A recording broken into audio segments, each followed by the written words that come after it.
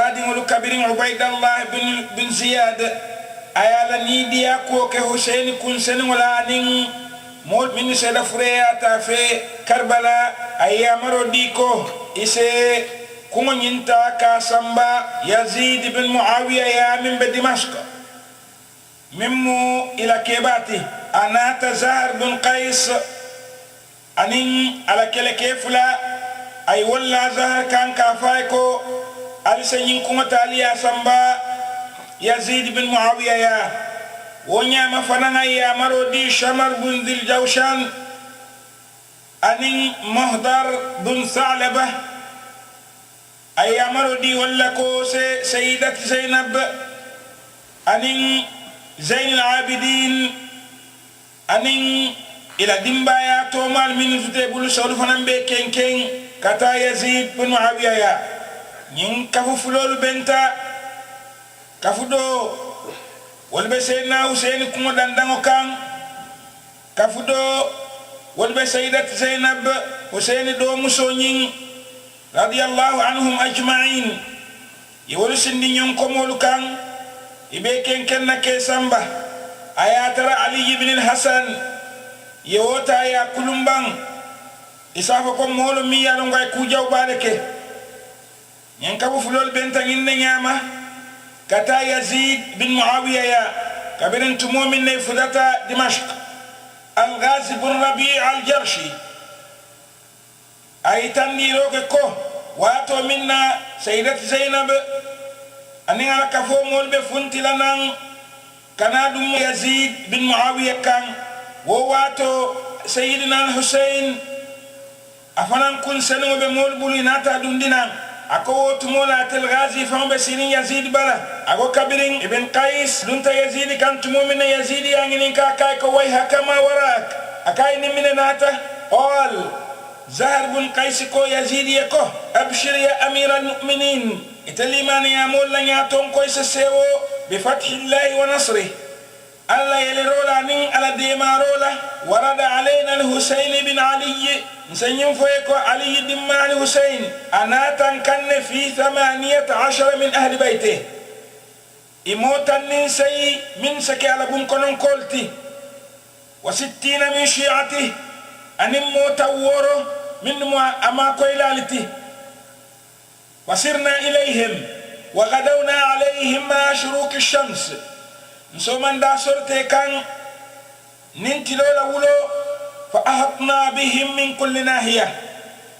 nate no karo mume bela fama kana illa jazur aw nawmat qa'il hatta atayna ala akhirihim imuto man ko lembulu wucula wuco min setambi ni sinin kanate wucoti walla tribula sino la sino wucoti nyapite kange mume be muta fahatika ajsaduhum ijato lufele mujarrada minni alon ko be kan sayarin wa thiyabuhum ila istifanu faran fele muramila minni alon ko imume be faran farandin wa khududuhum mu'affara ibombol fele be norin tashhar bihim ash-shams tilobe janila wa tasfi alayhim ar-rih fanyobe fela kabiranga nyimfo Yazidiye mol min be sirin Yazidi fe islanta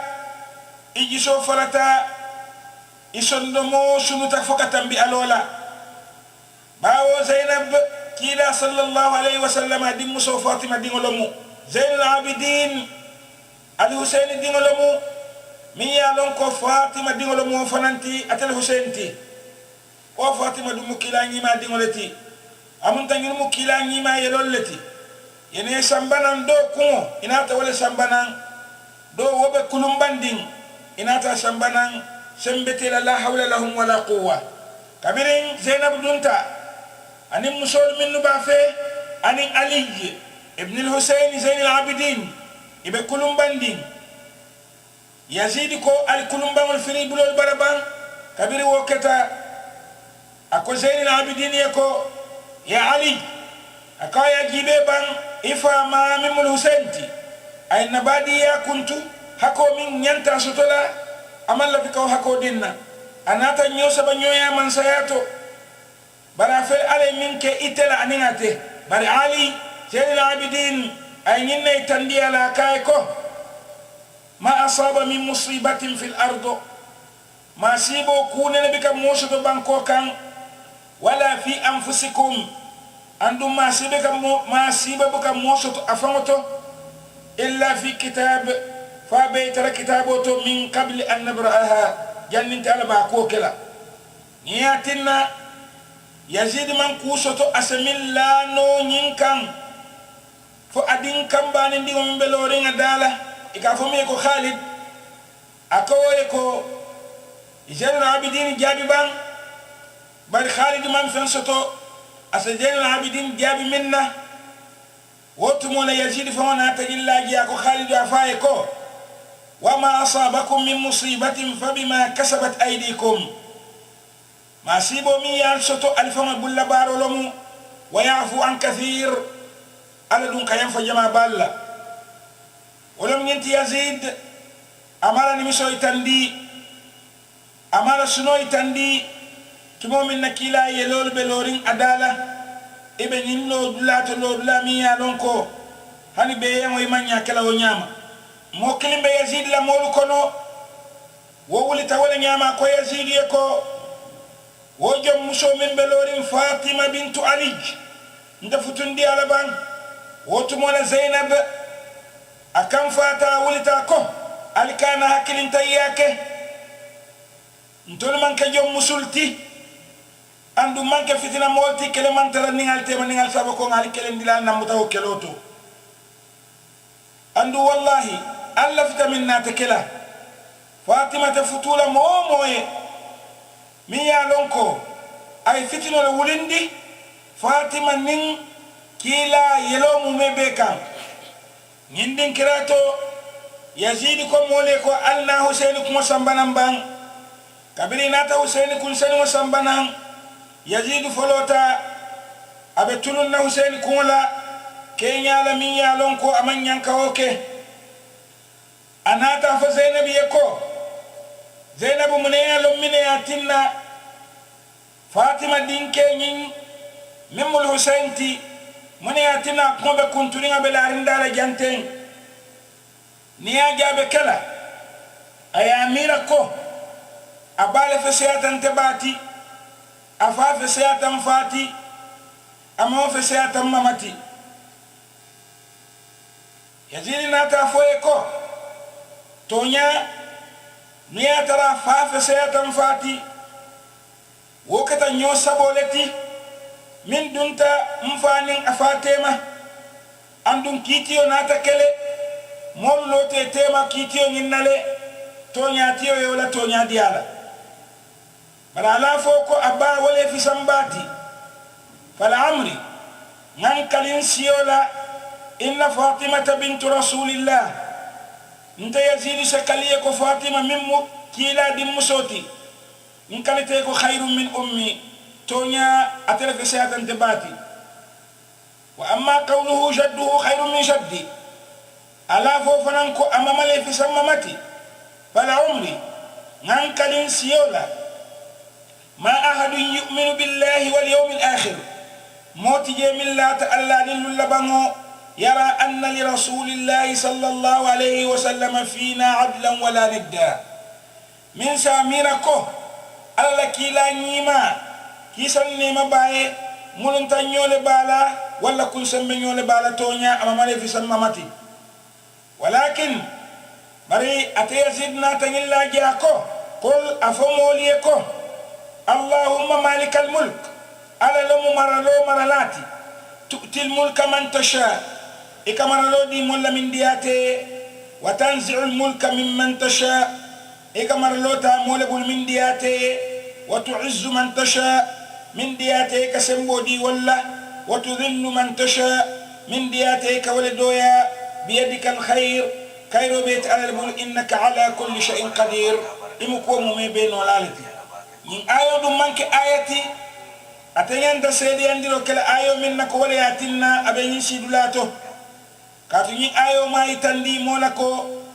مون ينتا مربا تعالى إن ينتا سلام فمو تعالى ka adama dingol fa nyin kamma ala samara lo dila wokono abu baraz al aslami anata wule wo kam fato akoy yazidi ko dukare kana nyin kungol landi jang ya katulundamati nyimmu husaini kungolati nkalita ko kila nyima sallallahu alaihi wasallam ay nyindi o kanule andum aya fesamante andi ko mu me beleti oto niya tarambe wo kila nyima rasidole kan ala bunya mo nga bunyannu ala horoma mo ngi horomannu horomo min nyanta dila kila la ngadi nyindi ngola munete amira yazid sinin kanjiro be kala nyaadire alkiyama lumo nimmo mi kila nyima fawma marimu yo yenyin kala sayyidat zainab wolo to akam fata bake ako yazidi ko mananiya tarayen tol muta dunia kara ko tenna ina tan ken janko jomon inyante mirala bunya la miya lonko alay waladi adama dingola wo bunya dum aya kitabo jindi ntol mama male kan wo mama mala silo ikoy be wo silo le kan woto wo yelolu iman nyantoro la wol kan iman nyanka kontani wo yelol la toro la akay ko mona yazid fo yinat alla kum wala kamin foko wala yahsabanna alladhina kafaru min kafiriyati kana nyimira annama numli lahum khairun li anfusihim kunta ala nkamin fandi toliela o kafiriya kono nganya kasila wo mu ye kairo lati ifamoye innama numli lahum marintala nge filijele me fandiro kele lesdadu ithma nyin kamese junubo lafa walahum adhabun muhin yankan katobe min be feyala akaye ko woto te yazid mona nyimman kanyamba kila dim musolu yewolta ye mutako sabaya ko jom musolu kad hatakta shuhurahunna nakalam tarona miro min benna yatinya wa abdaita wujuhahunna yenya dal funtindi molu kandiya kuya kantar la mantare tolla min se kantano wala min rijalihinna walij ke mantare buli kel kono minni alonko wo se kala waliyoti se la kol toboto itebe sirin man kuge ko fo ibe tulun ka wallala ibe tulun ka musaini kumala an-nu'man bin bashir kila la saibo lamu kabira ngay ko gen akoliyata ngi nyama ako yazidi yako ya amira al-mu'minin italimani amuli nyaton ko i'mal ma'ahum ñunu bara ñoya kama kana ya'mal ma'ahum rasulullah ko alla kila be bara ñoya la ñamil lawra ahum ala hadhihi al-hal niyatara geni al-halu ñam wo ñama yazidi e bulaka dundi ala kitiyo so kono kabunya do dila ka zainab tambindi anin zain al-abidin mimmu ali bin hasanti anila kafnyu mal min bebe nyokan yewol dundi wala nyama muawiya famala musoli ngi ben dunyo ay be kumbola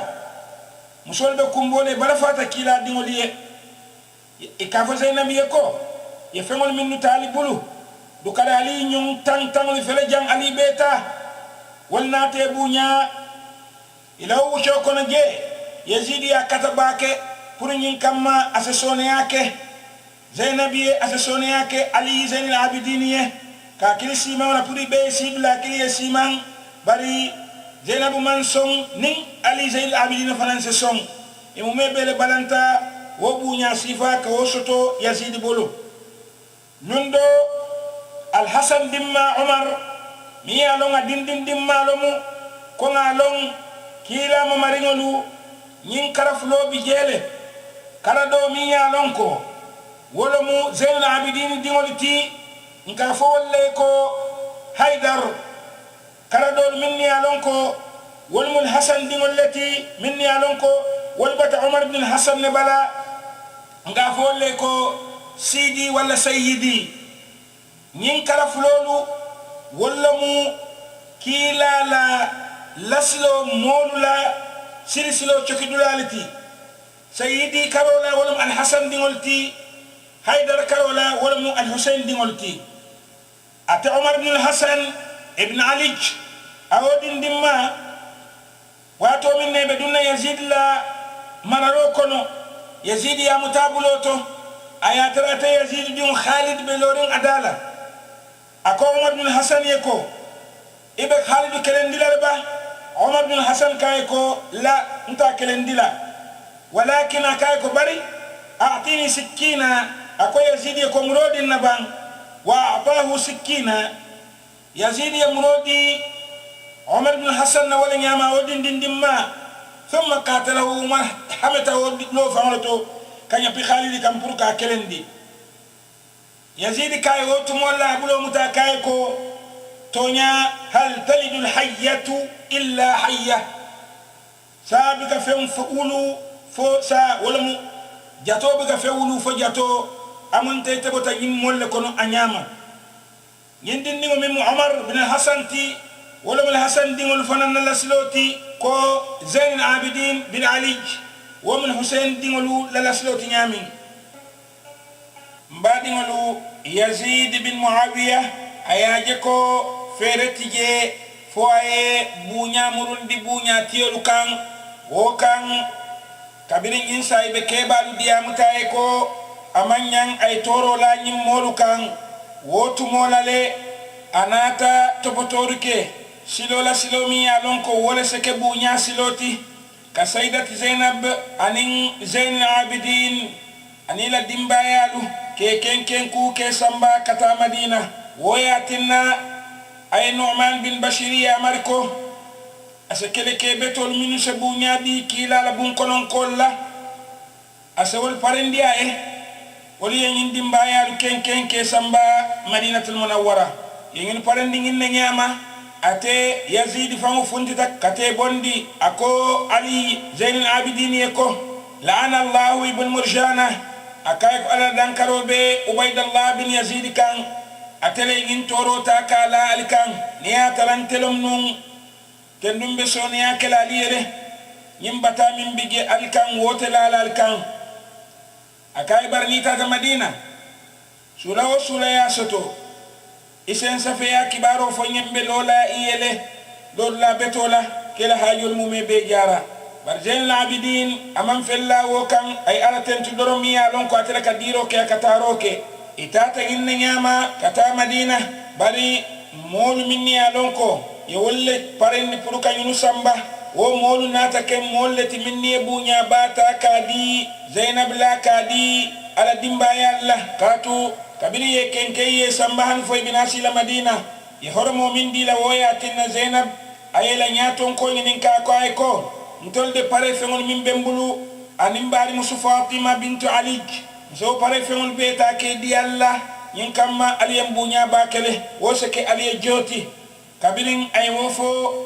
wo kafo nyaton ko minnu be sambo kan wo man son kafe wo fentaburu anata yinfay ko law kana alladhi sana'tu inma huwa lid-dunya akay ngankal ko ngamin kay niya taranga wuli dunya le kamma lakana fi haliyikum ma yurdini wa dunahu tennum pare femol minnu bali bulu mbe wolu taala la nim min siyata woti fanan walakin baraman ke woti de wallahi ma fa'altuhu illa lillah man yimbu nyaadi la fen kam fo alay wa li qarabatikum min rasulillah ani alla sutiya kila nyima la walayatina nganyimbu nyaadi allah abri bina sutiya la madina la sayyidi zainul abidin ibn al-hasan anata kila ki wala nyama ay moki kata madina ke kibari ka foye ko atenin abin ko luwanin ila dimbaya albesilo kanne kana madina ko ngin ko e kontani katambiya lola e mo mebe nata fundi tonya sunobe kan ni torobe kan ibe kumbola ibe usella ko kumbola ibe kila la bun konon ko la toro nyimmillate kay bo kumbola inate bendu wala nyama ye samba madina zainab bint aqil bin abi talib afanambe molu kono min yalon ko ikada kumbolati kata ni tora sutola bati ila bun konon ko la kuoto ate zainab le lota ko ماذا تقولون إن قال النبي لكم altol molu albe min folaniya tara annabiyum sallallahu alayhi wa sallam alingin kakaliye ko madha fa'altum wa antum akhir al umami aliye minke altol man to labamati bi'itrati wa bi ahli ba'da muftaqadi nadimba yalla tumuminna ntengan kodi minhum usara wa minhum durju bidami dolu be kono aliye wol joyya aliye doli yelolu bon ما كان هذا جزائي إذ نصحت لكم يمن ينكلا تلمولن تكيلا جوتي تمومن نقل تدياكو دي الله أن تخلفوني بسوء في ذوي رحمي يمن ينكلا لجوتي دي كان تكيلا جو كجويا بالان كوكولمبا كولا ندم بايالو كان ومن ينكلا نجوتي زينب بنت أقيل على ينكمو سين كندر كمولتي لنا لبلوات وواتي ماذا تقولون إن قال النبي لكم ماذا فعلتم وأنتم آخر الأمم بعترتي وبأهلي بعد مفتقدي منهم أسارى ومنهم درجوا بالدم ما كان هذا جزائي إذ نصحت لكم أن تخلفوني بسوء في ذوي رحمي كفوتا تنين نعمة هنفو يفردك إلى مسيرولا سيدة أم كلثوم ناتلو أبا ماما كمبولاكو السلام عليك يا جداه كيسو بيت ماما إني ناعية إليك ابنك الحسين نتدم بيدم ما حسين لسانوي دانتيلي يمباي تنديني لمبا سنبوليا شنو فاتا مدينة كونو تب نيتورو فاتا كونو وياتنا كبيري جيا شكولا لكن بيجيا لوتي كنت أكويكو جاءوا برأسك يا ابن بنت محمد متزملا بدمائه تزميلا وكأنما بك يا ابن بنت محمد قتلوا جهالا عامدين رسولا قتلوك أتشانا ولم يتدبروا في قتلك القرآن والتنزيلا ويكبرون بأن قتلت وإنما قتلوا بك التكبير والتهليلا أكن فويكو جاءوا برأسك إنيكم لناتا يا ابن بنت محمد إت محمد دم سودمه متزملا بدمائه يمور نين إيلولا تزميلا مورنيالا وكأنما بك يا ابن بنت محمد أبكويت محمد دم سودمه قتلوا جهارا عامدين رسولا يفا كنباتو كتو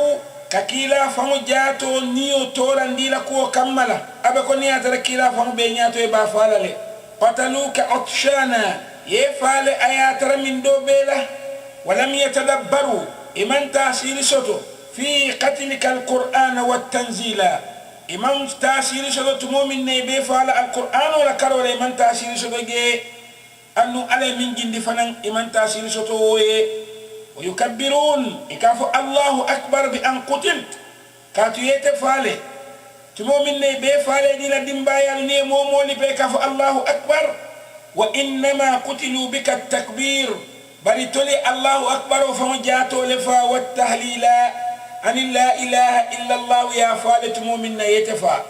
أم المؤمنين أم سلمة كبرين كبار سيتا لكو يا سيدنا الحسين فاله أنا تانيو بتورا رنغا بكمبولا كلا نيما يلو بمو سابو كمالا أو كم فاتوا أكو قد فعلوها مجاولي أكل ملأ الله بيوتهم وقبورهم نارا على بير بمول فندلا نيلا كبرو لا بيبي فندلا دمبالا أكمبوتا هنفو أبويتا كتوتا ونياما مدينة نقول ونمول من مدينة دندملا إفلوتا كنا كلا ربون نقول كي كنتم كلا ميكولا من كتلا سيدة زينب دون أنا تكموت ميالونكو أنه نينياتا باكا ديامو فصاحة باكي وياتنا مولو كناسيا دالي كيلموي أكاكو ساتا من كتيلا سيد شباب أهل الجنة الحسين لساياكة نيامين يا ساتي 18 من آل البيت النبوي أنين موتن سيول مني فاكي لبنكن قلتو 60 من أصحاب الإمام الحسين أنين موتن ورون منو كتي ما كويلاتي ولفنن بي فايفيلي ولم مولت مني ألونكو يعني سنو دي على لا نيغلا كيلا إذا كتو كتنينتي كيلا دينول كيساندي بل على دون كيتي تقول لا أتعرفون لفيتاميننا بعد يقولوا سيدة زينب رضي الله تعالى عنها أتوتا مدينة نيا ما ببونيارين مولو كنا كان كبودين كرال مومي بيتو إكاني ننكا ما سيبو ميا سوتو ننكي لا يلو مومي بيمين أني بسلو كان أتدون ناتا كموتي ميا لونكو على فصاحة دي على نمو سنية باكي مولو كيلا مويا لكندكي min keta ala dimbaye alla nin abasa tala mo jama juso ka boy ka kamfa dol te sibe kumbola doron o ya tinna imara lalu min bije o wato nata silay ko nimman fere ke aseke sayyidat zainab la nyin kunya la nyin dia mosa tinna yazid la mararose tinya itata yazid la waliya min be madina je ka fome ko amru bin sa'id ya kibari nyin ko la tumomin na amru fana letalo safi wala nyama ka ki yazidiye kamadina al halo itandiala kabiri letalo fulata yazid la yazidiye nginne fay ko zainab aybo madina kono andiya fay dunya dawda diya taya taje barasu madina kono katunu wonte kula bina kala min se jawya baake katambi kula min ketelanun inata yin kibaro di zainab radhiyallahu ta'ala anha zainab man pare ka funti madina kono yin kama silata nin afundita min ye soto o sifa kane soto bari zainab bintu aqil wonata kata zainab ngindiya mundi akaye ko ya ibnata amma item fandin dingo qad sadaqana allah wa'da alayla hido min dinna ya tonya yandile wa awrathana al-ardh ayen ketan di bankola natabawa minha haythu nasha dawda diatanye abe nsajino jele ngatabaluje fatibi nafsa akai ko inni odiandi wa qarri ayna yakuntani sayajizi Allahu adh-dhalimin tongir lalu ala be woli jolale aturidina ba'da hadha hawana waya mira dunyin kolya mi ma wo kola kolya do le binala ko teke ba waya mira do ya de biye min tambita nyinne ba irhali ila baladin amin boja yeta din krato dami yalon ka be kisari ma sibete soto laje sayyidat zainab dum anata ke moti mi hakilo soto ba ka yella moyi nyimmu solla kumola animmo ko tengol min diya mutaye anata wakili ka bayim bayim ke ka bo madina kata misra ya barendi wala nyama ka bondi madina kono ka nyatinin kata misra barel husaini di musufulolu fatima ani sukaina wala sakina akata wali kole ya balatika zainab bulaita walden talebe kumbola imalla fiya bula aita barbutum feret je faybo bawo wolum yazilla la fi koti ni wo manke min katal husain la wasifa kanake tamu qolayata jam fata sayyidat zainab yaminta kabo madina kata misra bal kabira fulada misra ajida sate folo min te ka fole ko al-abbasiyya mi yalon ka be sutiyarin biblis la muhafadha sharqiyya misra tribo karo ma fanna bir misran ko yalon ko sayyidat zainab besilo kanne kana ifundi tayta ta bendum bebe kontanirin bunyari kan yaje ko anata min sambe la banko kan atam kila yeloleti itol mu kila kanulaleti woto kila e kanulal ni kila eloje wato wati bunyalom dorom ani hormar ba ibe wol parandilaye andun sayyidat zainab ay wala soto misra kono mol minni nata bendum muslima bin mukhlid ani abdullah ibn al-harith ani abu umaira al-mazni wolbe nata kem molleti minnu tambita mol nyaato minnu nata kana sayyidat zainab bendum kabirin afdata misra muslima nata dinkra do tamiya lon ko ade fama talo moti ay korda kere kerni mota ay wodi sayyidat zainab la nyin kamma se baraji ba soto mo nyanta min soto la niyata ra yekila nyima dingolu yebunya molbe sirin sayyidat zainab bala iba kontonna sayyidna husain la samola molbe kumbola ala ko bala fa sabo kamala ba sayyidat zainab ko e ko hada ma wa'ada arrahman innam kutini mala man so min lahidi wa sadaqa almursalun kila ya moldu yeto nya fole sayyidat zainab dunta misra kono min karo tilifolo sangi tan woro nin kilin kilala bayin bayimoto akanyanta april karo tilimwan ani worowla sanji keme woro sanji tan seynin kilin anin annabillahi isa la wulu tema muslima e kordamin di sayyidat zainab tuda sirin wo kordare kono ake karandi akal qur'anu fasariye kakila nyimala hadithu litandila atuta nginne nyama sayyidat zainab dun nataki arabatula bati akata dala wosi la bati alaye ala dala wosi do mu nyinti ala duwa nyima do mu nyinti adanita fola hanifo moli atanka bulu woto momo nyilla mo nyanta katale ya long andi nyanta katale fanana ala dano e kenyinti la farlol kola akanyim foko ya man labisa al-izz wa taradda bih alaytami ya lonko noro nin kallanke ya nin sembo sidifano ita ala famle ya duye famurala subhana man ta'attafa bil majd wa tahalla bih seniyabe man soye mi bunyata ay pareyala subhana man la yanbaghi at-tasbih illa lah seniyabe man soye mi yalonko seniyandiro man da man sawo man sayfo adoron سبحان من أحصى كل شيء عددا بعلمه سنيا بمن سوي مي فو فنير كنين أتي ألف ولا لندولا سبحان ذي العز والنعم سنيا بكلن كيا من سوي نورو من سوي أنيمو من سو سبحان ذي القدرة والكرم سنيا بنور لا من سوي أنيمبونيا سبحان ذي المن والنعم seniya be sorla manso ye anin nemu manso akanyin lawo kaka boka allahumma inni as'aluk alam be dani la bi ma'aqid al-izz min arshik ni la sembo dinkrala kabolare sininto wa muntaha ar-rahma min kitabik anin balafa dandulato nemu dandulato kabola kitabo into wa bi ismika al-a'zam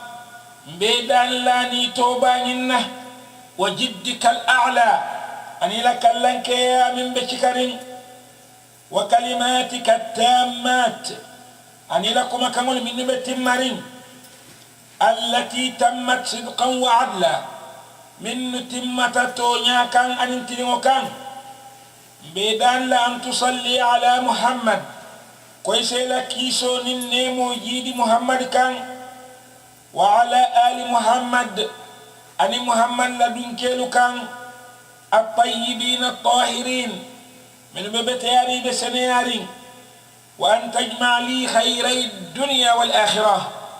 أن بيدان ليس الدنيا كيرو للآخرة كيرو كفندين يومه برحمتك اتألف ولا بلفاك يا أرحم الراحمين اتلم بلفالا البلفالاتي نينو سيدة زينب لدواتي ميا لونكو أبسيرين نكان نينو كلوتي ميا لونكو على فرلو الكولا على القرآن كلام الكولا أكمل سينكان وتو ألينا سينكان في يا من لبس العز وتردى به سبحان من تعطف بالمجد وتحلى به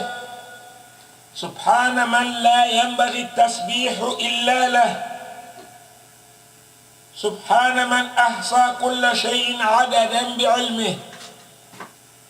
سبحان ذي العز والنعم سبحان ذي القدرة والكرم